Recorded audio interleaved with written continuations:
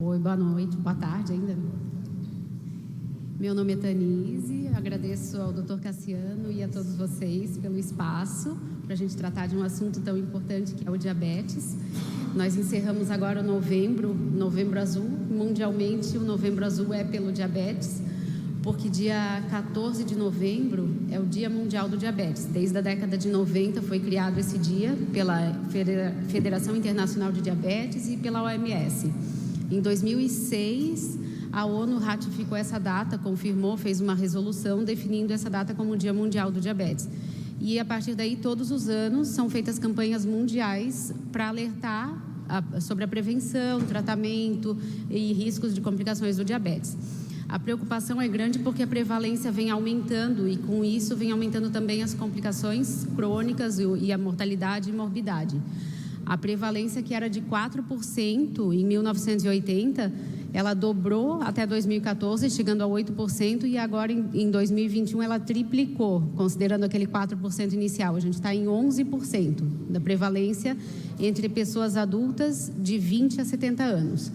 O principal tipo de diabetes é o diabetes tipo 2, que acontece geralmente depois dos 40 anos e muitas vezes tem história familiar e está associado muitas vezes com hipertensão, com colesterol alto, com sedentarismo, obesidade e estilo de vida mais moderno, aumentando esses fatores de risco. O tema desse ano da campanha é acesso ao tratamento. Cada ano se escolhe um determinado tema para trabalhar sobre esse tema. E esse ano um tema é bem interessante porque é a questão de acesso, que a gente sente na prática. Para o tratamento do diabetes, a gente precisa, além de mudança de estilo de vida, alimentação, atividade física, precisa ter acesso aos medicamentos e a insumos, agulhas, os meios para medir a glicemia, né, o glicosímetro.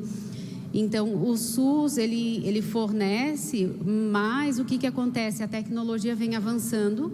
Hoje em dia, nós temos tratamentos de ponta na rede privada e muitas vezes o SUS não acompanha.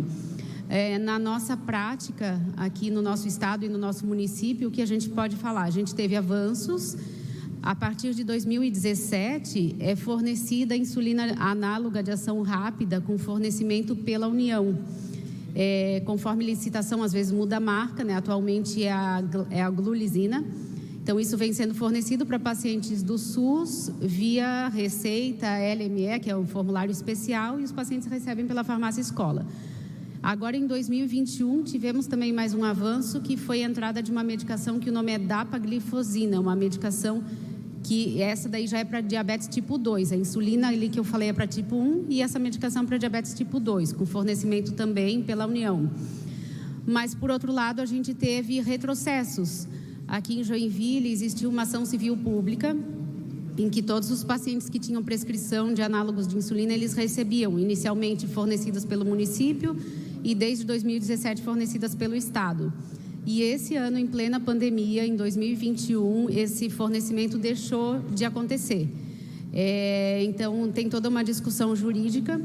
Existe também uma lei de 2017, que foi escrita pelos, na época, deputados estaduais Dr. Dalmo e Dr. Coruja, que são dois endocrinologistas, e essa lei prevê o fornecimento de todo e qualquer tipo de insulina especial para todo e qualquer paciente com diabetes tipo 1 ou tipo 2 do estado de Santa Catarina, vinculado ao SUS.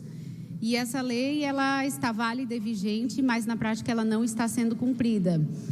Na época se questionou uma possível inconstitucionalidade dessa lei. O governador era o Raimundo Colombo, ele encaminhou para ser analisada pelo STF e até então não veio essa resposta, até onde eu sei não chegou essa resposta e na prática não está sendo cumprida enquanto se aguarda essa resposta.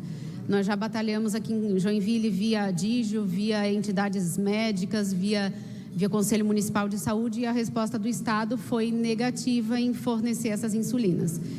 E nisso a gente tem observado muitos pacientes internando com essa troca das insulinas, com essa regressão. Eu cheguei a ter pacientes que foram a óbito por hipoglicemia após a troca da insulina. Então, a situação é bem delicada.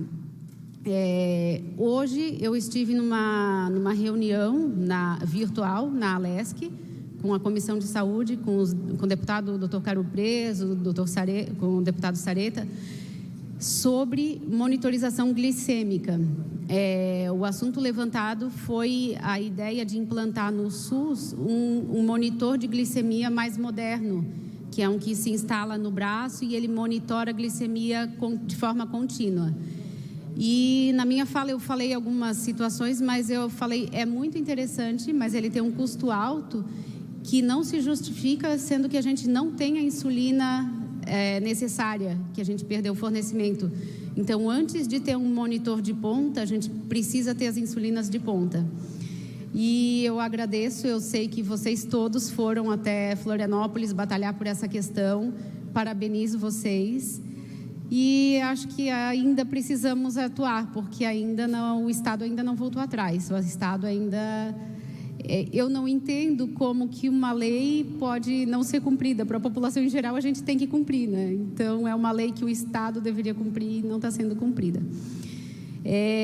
Só finalizando, então, o diabetes é também considerado uma pandemia, que essa palavra está muito em voga agora com a Covid-19, mas existem outras doenças que também são pandêmicas. Então, o diabetes, apesar de não ser contagioso, não é uma doença que vai deixar a gente em casa, mas é uma doença pandêmica. Por quê? Porque tem prevalência mundial e essa prevalência vem aumentando.